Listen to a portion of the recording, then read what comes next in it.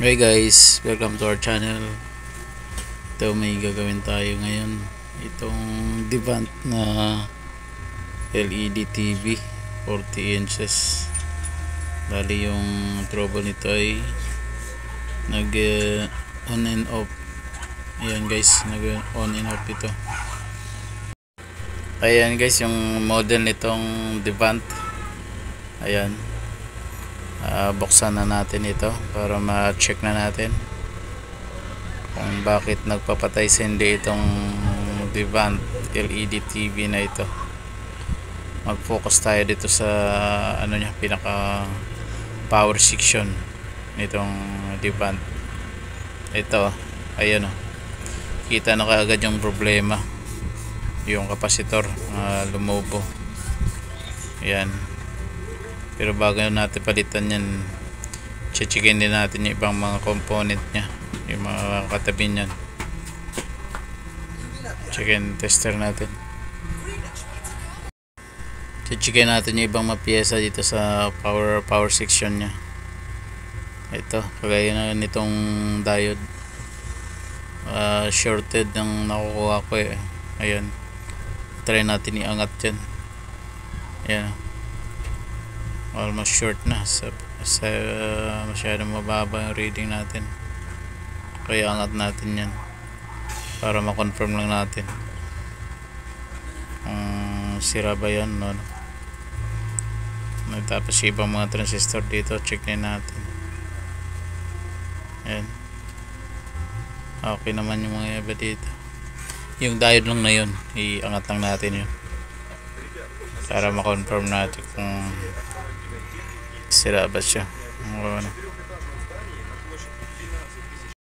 Iangat lang natin itong surface mounted na diode para ma-confirm natin kung sira ba ito o sa board lang. Angat natin para ma-confirm natin. Ayan guys, ito na yung diode na inangat natin.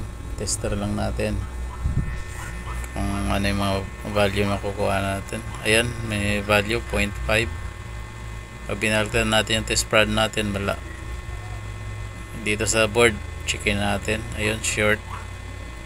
Mukhang may resistor na naka-parallel dito, kaya shorted na nakukuha natin, mababa ang reading. Balik natin itong diode guys. Buo itong diode.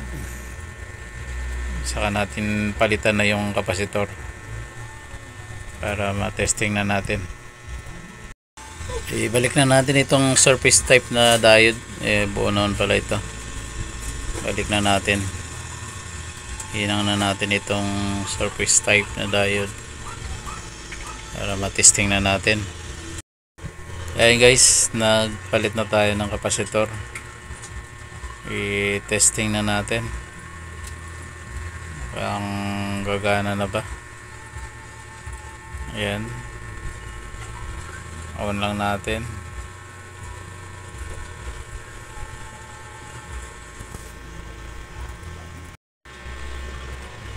Ayan, nag power on na. Umilaw na yung backlight to. Ayan, naninag natin yung may backlight to sa likod, sa harapan. Ibalik na natin ang cover para final testing na natin. Cover natin ito, likuran nya. Screw na natin.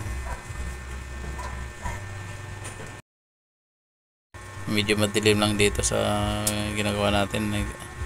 Home service kasi tayo, kaya medyo madilim. Ayan, naka-power na siya. Ayan, bumukas na. Ayun, okay na siya guys. Maraming salamat sa panonood.